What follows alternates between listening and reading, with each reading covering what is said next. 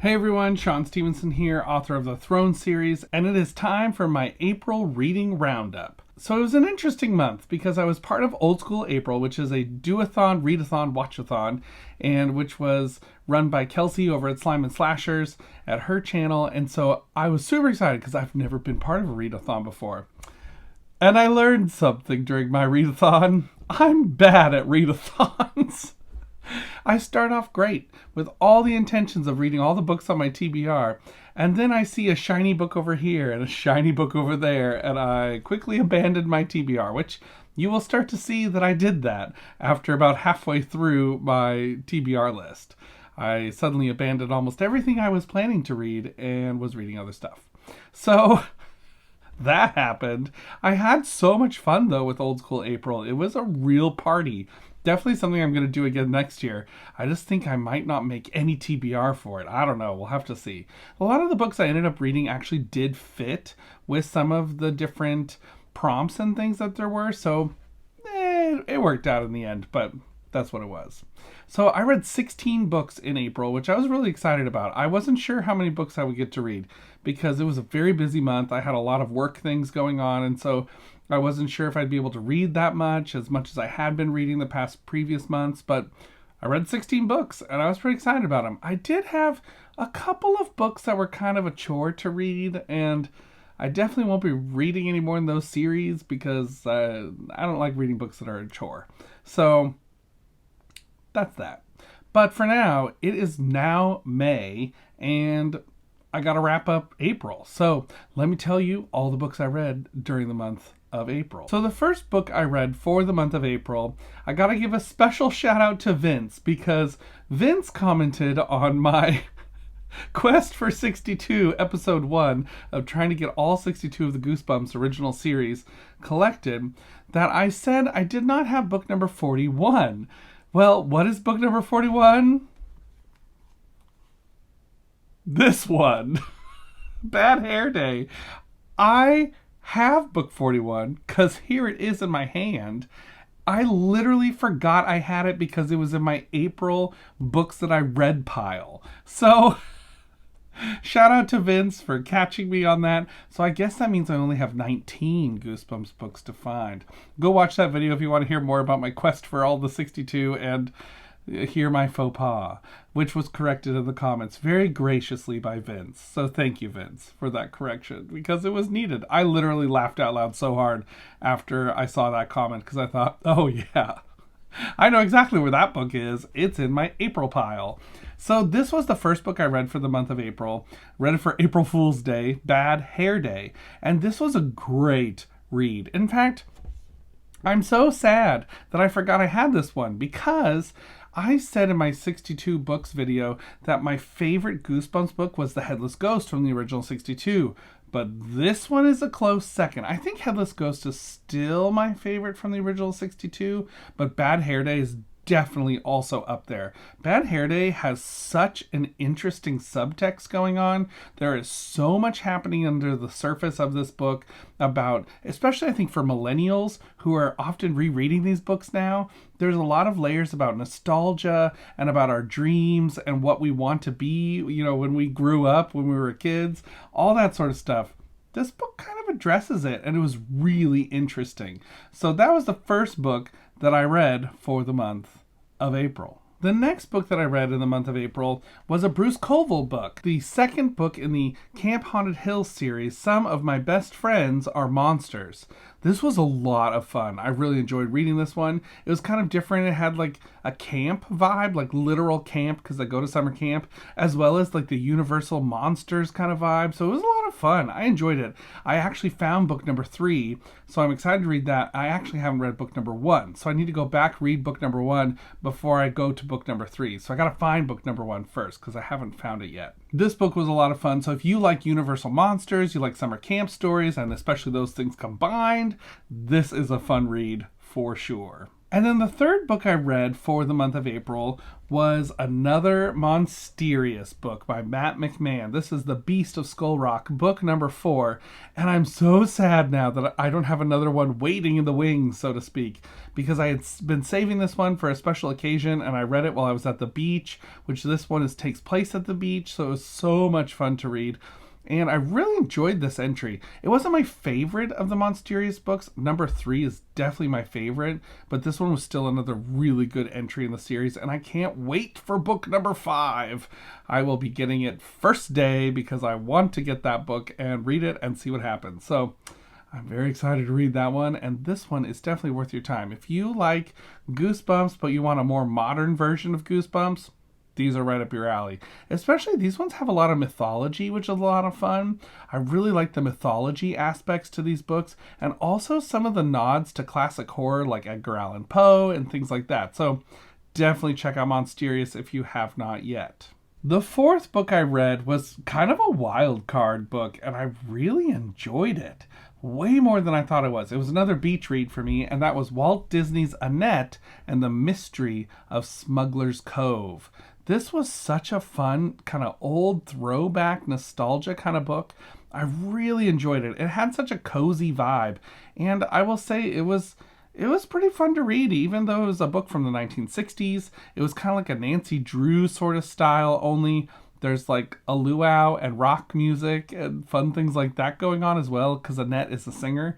And so these books are based on Annette Funicello, who was a singer from the 60s, and she did a lot of different albums, and she was also in a lot of Disney movies and Disney shows, and also other movies that were like kind of teen type movies later on. This one was a lot of fun. I really enjoyed it. And then my third beach read book was another book set at the beach.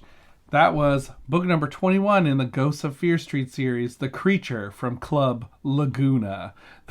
This one was so weird, and I really think this one had a plot going on that was really interesting, but then kind of sidesteps it near the end, and I thought, what are you doing? Like, go back to what you were up to, because that was so good. I feel like this is one of those books where the author wrote themselves into a corner, didn't know what to do with it, and so came up with this one solution that's kind of unsatisfying. But it still was a fun read. I've really enjoyed all the Ghosts of Fear Street books I've read so far, and this one was definitely a great beach read because it takes place again at the beach. And then the sixth book that I read for the month of April was Spine Chillers Mysteries number 7, Birthday Cake and I Scream by Freddie Katz. This one was a really fun book. It's the best of the Spine Chillers mystery books in my opinion. If you're going to read any of these, read this one. It's the best one. And something very interesting my brother pointed out to me after I had finished reading this and did my whole review. In this version of the book, the clown that's in the story is named Spooky, and the whole pizza parlor is named Spookies. But in the updated edition, where this one's in a 3-book bind-up, the clown's name is Creepy. And I thought that was super interesting. I was like, why did they change the name? I don't really know. I actually think Spooky, to me, works a little better. The way that it's spelled is like Spookie. So it's like not exactly spooky with a Y, but kind of like alludes to it, because you're wondering what's going on the entire time in this book. So this one is a really fun one. If you're going to read any Spine Chillers mysteries, read this one. This was a Christian Goosebumps knockoff series from the 90s, and some of them are very not good. As you can see in reviews on my channel. But then this one was a good one. This is the best one, of course.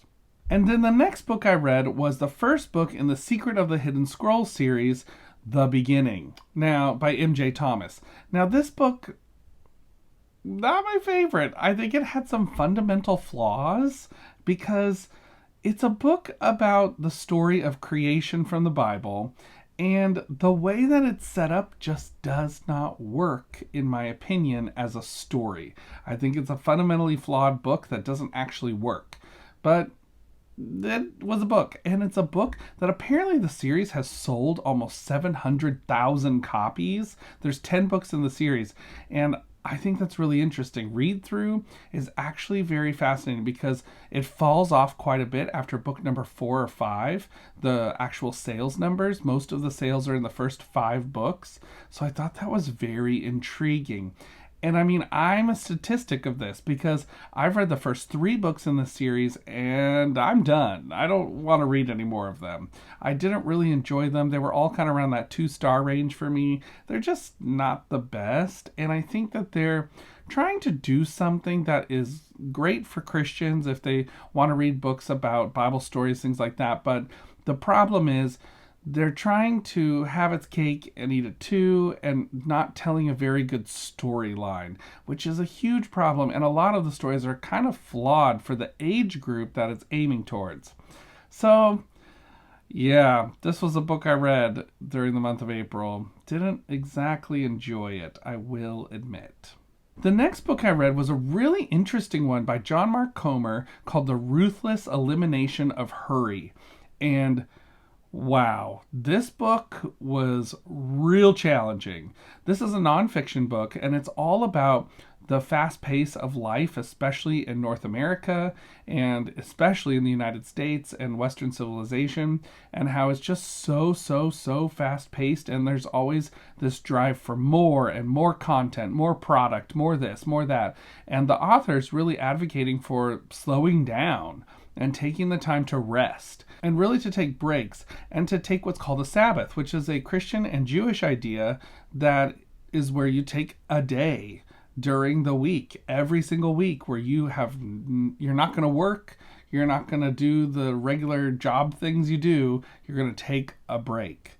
So it was a really good book, really challenging. One of the most fascinating things he talked about was the stats about the amount of sleep people got in the 1800s versus in the 1900s and the 2000s.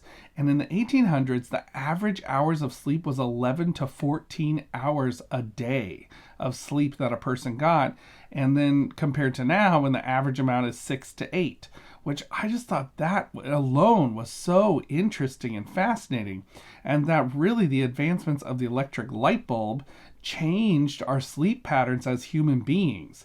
Of course, granted, in the 1800s, a lot more people were doing a lot more physical labor that caused a lot of, obviously wear and tear on the body, those sorts of things, versus today where we do live in Western society, a much more sedentary life. But it was still really fascinating to think about the fact that, yeah, people today sleep a lot less than we did before. And it's kind of looked down upon to sleep that much. So it's a really interesting book. If you are intrigued by the idea of hurry and eliminating hurry, definitely a book to check out and read. It's a nonfiction book, so it's not my usual kinds of books I do on this channel, but it is a book I read in the month of April. And then after that, I read the next book in The Secret of the Hidden Scrolls, book number 2, Race to the Ark, which I just put up a review of this. I'm not going to go too deep into it. It was a book. I read it. It was like 2 stars. It wasn't super great, in my opinion. So there was that. And then the next book I read was really interesting. I had some issues with it. It was called The Last Indigo and the Beast of Epicera by D. Lynn Robinson. Now, this book is the first book in a series, which I think is very important to know if you're going to read it or you're interested in it. And it is a sci-fi book. That is also a very important thing to know about that book, because I went into it thinking it was more of going to be a fantasy kind of story. And when it was a sci-fi story, I had to kind of reorient myself to read the book and think about it. And it kind of threw me off a little bit. It's also a slow burn with a coming of age kind of aspect to it. And so it just was some things that I wasn't expecting. And so it kind of threw me off, but I wanted to finish it because I was still really intrigued by the mystery and what everything was going to turn out to be. And I thought there was some really well done stuff in it. Some very interesting world building, some interesting planets and things, but it was not what I expected. And that was a little tricky to read, I will admit. So that one was an interesting read for sure. I don't know if I'll go to any of the other books in the series when they come out. I don't think I'm interested enough to go read more from the series. But someone who's into sci-fi coming of age stuff and things that are kind of based around that sort of slow burn idea, they might love this book. I just am not really into it. Oh my goodness. The next book I read, I've been on a journey. I found 2 of the books in this series when I was in Foley, Alabama, visiting a bookstore there, and I'd never heard of this series. And I thought, well, it looks interesting. I don't know. Could be fascinating. We'll see. I kind of wanted to learn more about the series, so I was learning about it and realizing these books go for hundreds of dollars on eBay, and I just bought two of them for like $3.99. What is up with this? Like $3.99. Some of them go for like almost $300 though. And I was wondering, what is this series? I've never heard of it. It's from the 80s. It's a fantasy series, like a medieval fantasy type series, and by Peggy Downing, called the Exetorn Adventures. And the first book in the series was called Brill and the Dragators. And that book blew my mind. It was exactly the kind of cozy fantasy that I love. It was like a cozy fantasy, medieval fantasy book that was kind of in an old style, like a C.S. Lewis Chronicles of Narnia or Lloyd Alexander Chronicles of Prydain. Or the book I really compare it to is Adam of the Road by Elizabeth Janet Gray. That book is exactly the feel of this book. There is a little bit of angst, but there's a lot of fun action, some great characters that are a lot of fun.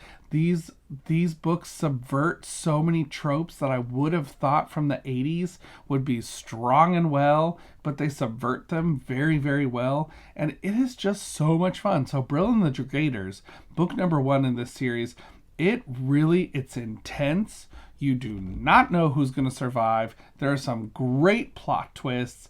It was just so much fun. I was so excited that I had read this book, and I was so eager to find more of them. Now, I only had book 4 and book 6, so I actually found book number 1 on Internet Archive. So I was able to read book number 1 from the Internet Archive, and then I was tracking down all the rest of them because I wanted to read them and see what they were like. So track them down I did. But before I read the rest of the Exetor books, I had a slight detour to finish because it was due at the library. And it's still due. I gotta get it back to the library. But it was book number 3 in the Secret of the Hidden Scrolls series, The Great Escape. This one is about Moses and about the Exodus story from the book of Exodus in the Bible. And once again, it was like a 2-star. I've actually filmed a review of this, so it'll probably be going up sometime soon. It's a little rambly, a little ranty, because I had some thoughts about this book in this series, so check that out when it comes out. It'll probably be out in a few days, but I did not really love this book either, so there's that. But then, back to the good stuff. The next book I read was The Exetorn Adventures, book number 2, Segra and Stargull, which, I gotta say, like I said in my review of this book, Segra is such a great female character, especially from a medieval fantasy book.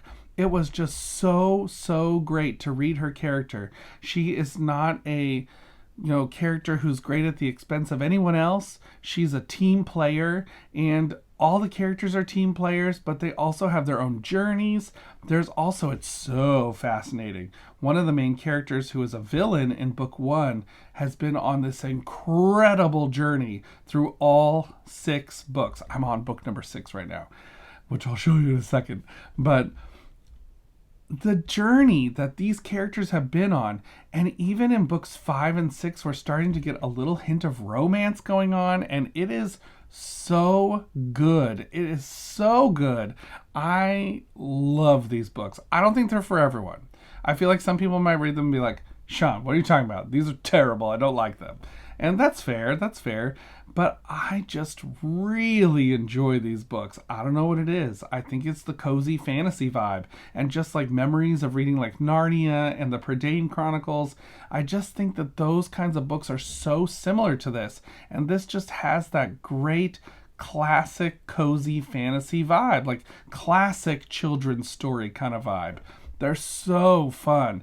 And they have such adventurous, dangerous things happening that I can't get enough of. So that was the second book in the series that I read in the month of April.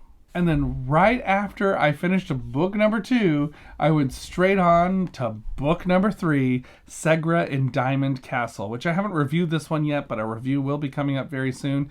This one is book number 3. It continues the story from book number 2. It keeps the action going. And also what's so great about these books, it does something I love and something that's so interesting for an 80s fantasy book. is these continue the storyline throughout each book, but not in a way where if you don't ever read the other books, you're going to be so lost because the story didn't resolve. The story always resolves, but there's always stuff woven in for later. And I love that in a fantasy series, especially in any kind of book. And these books are doing that in spades. And they keep exploring new places.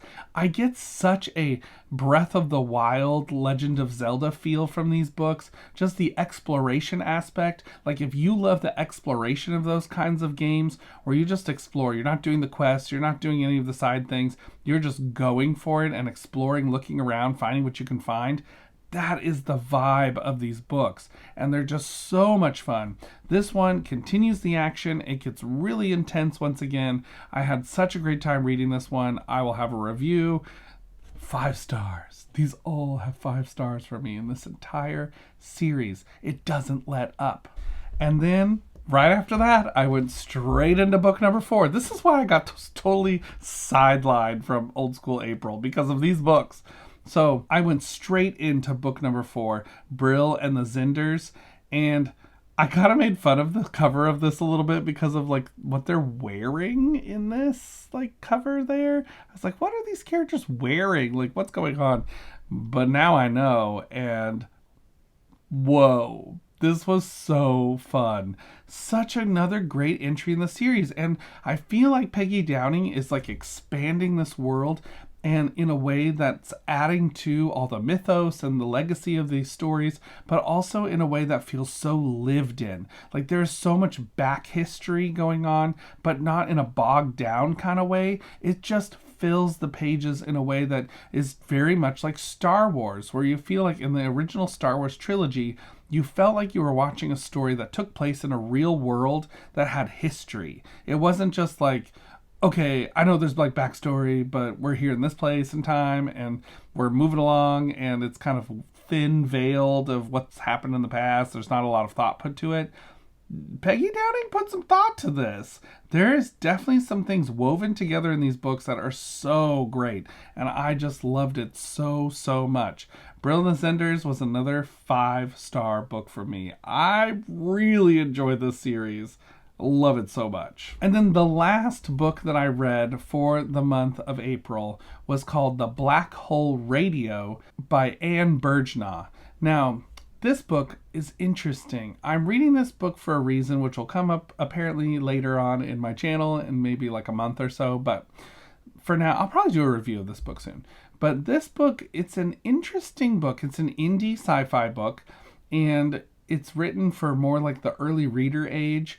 And it's very, not exactly the kinds of books I usually read, but I was intrigued by it. I was not bored, ever.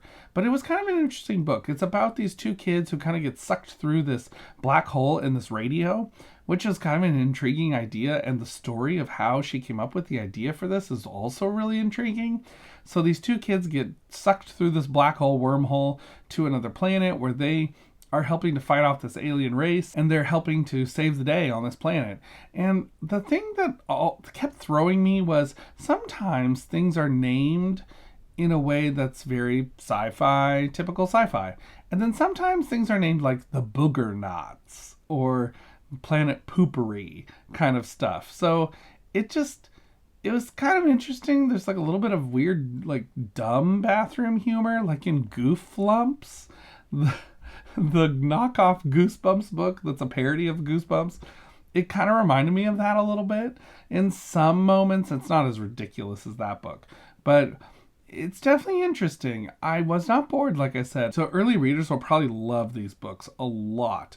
So it was definitely an interesting read. I'm going to be reading the rest of the series, so I'll let you know more about that coming up soon, because May's turning into a little bit of a sci-fi month. We'll see what happens exactly. So I know I technically finished this book in May, and so I'll talk about it in my May wrap-up, but I also finished book number 5 in the Exotored Adventures, Segret and the Magician. And right now I'm on book number 6 of this Exotored Adventures, Brill and the Puffire Volcano. This is the last one. I'm actually feeling very sad about it. I'll be okay. I will be okay. I will be okay. I'm telling myself I will be okay once this is done, but I'm going to be sad after the series is over. But so anyway, I'm working on this one right now. So I read 16 books and I read 2,479 pages, and my top author with 4 books read was Peggy Downing, author of the Exitort Adventures series.